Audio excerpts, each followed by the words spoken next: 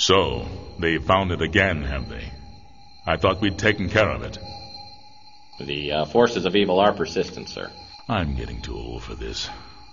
Who have we got lined up to deal with this problem? Murphy, sir. Oh, no, not Murphy. Afraid so, sir. What about Spade or Marlowe? Dead, sir. Isn't there anyone else? Sorry, sir, he's next on the list. Well, I suppose we'll have to make do. Knowing Murphy, he's going to need help. A lot of help. I'll check the archives and get back to you, sir.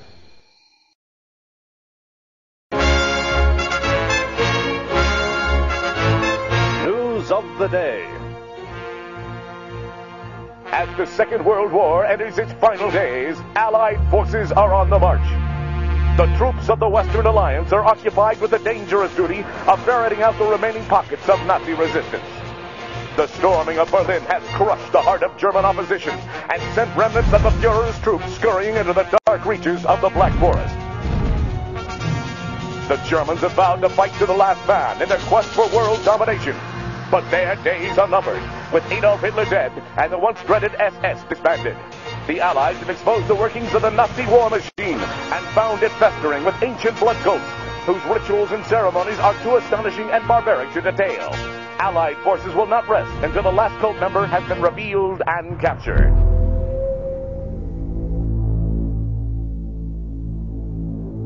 No pestilence has ever been so fatal or so hideous. Blood was its avatar and its seal, the redness and horror of blood.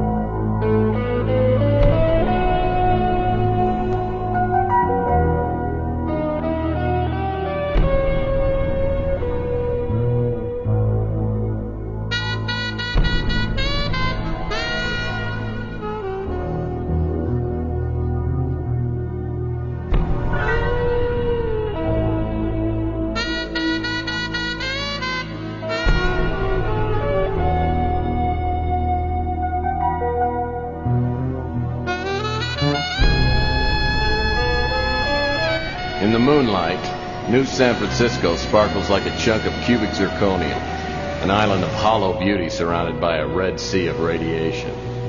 5 million souls drowning in gamma rays. Some lucky people have a natural immunity to genetic mutation caused by the radiation.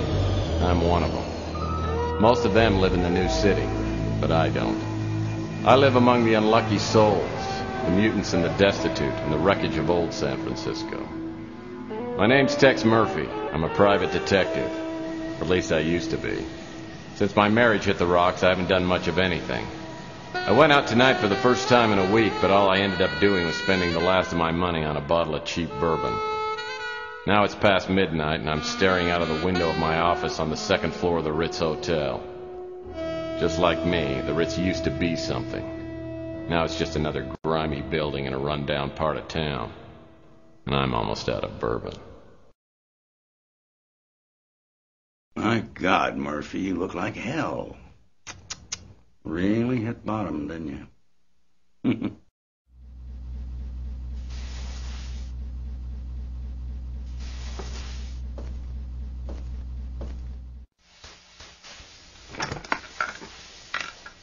Oh, I usually don't look this bad. I forgot to take my Geritol this morning. So, you want a drink? I saved my first one to have with you. No, thanks. I've been dry for 8 years now. Yeah, one morning I just looked in the mirror and decided I needed to make a few lifestyle changes. Quit smoking, quit drinking. Now I'm getting out of the business. Yep, I'm going to move to the tropics and retire in a nice secluded island with a tribe of beautiful young women. You're getting out of the business? I guess that means the end of the world must be around the corner because you are the detective. I can't imagine you doing anything else, especially not running around an island with a bunch of nubile women in a loincloth. No, I can imagine it. I've been thinking about it for years now. Yeah. You know how it is. Lonely. Underappreciated. Dangerous. I haven't had a decent night's sleep in 38 years. I tell you, I'm working on a case right now, and that's going to be my last one. Enough about me. How about you, Tex? How's life treating you? Bad as it looks? Well, it depends. What day is it anyway today? Saturday? Well, Saturdays aren't too bad. It's normally Thursday by the time I get really suicidal. So what is it you wanted? Just come by to sprinkle a little salt into the open wounds of my pathetic life? No, Tex, you got me all wrong. Just because you turned me in and got me suspended and humiliated me in front of my peers. You sold me out. But that's all in the past. See, I quit hating you for that weeks ago. Like I said, I'll be leaving soon, and I didn't want to go with any loose ends dangling there to bother me in my golden years. Hey, don't worry about me. When you tossed me out of the agency, it was the best thing that ever happened. Digging through dumpsters and sleeping in abandoned speeders. You helped me learn a great lesson. Because no matter how bad things are, they can always get worse. So what happened to you? I heard you were doing pretty well there for a while. Did a hell of a job on that Martian memorandum case. What's your problem? You one of those people who can't live with success? Huh? Well, I can live with it. I'm just afraid of commitment. Now you tell me something. Why wouldn't you talk to me 15 years ago? I was a stupid kid back then. Could have tried to understand why I told the ethics board what I did. I mean, I understand now that I was out of line and I made a mistake, but why'd you cut me off like that? Because apparently you never learned the first rule of a PI. And never, ever betray your friends. Now, friendship goes beyond blood and race and politics. You got to find out who your friends are, then you hold on to them. They're a precious commodity to people like me and you. Now listen, before I go, I came here with a warning. I heard your name mentioned in connection with a case that I'm working on, and you stay out of it. If you don't, somebody's going to find you floating in the bay with a hole in your head, and I don't need any more strain on my conscience.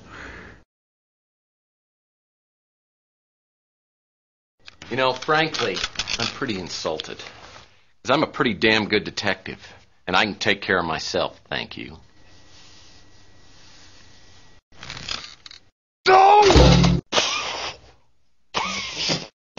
Just remember what I said, Tex. Got no idea what kind of people we're dealing with here. Just keep out of my way. I'll send you a postcard.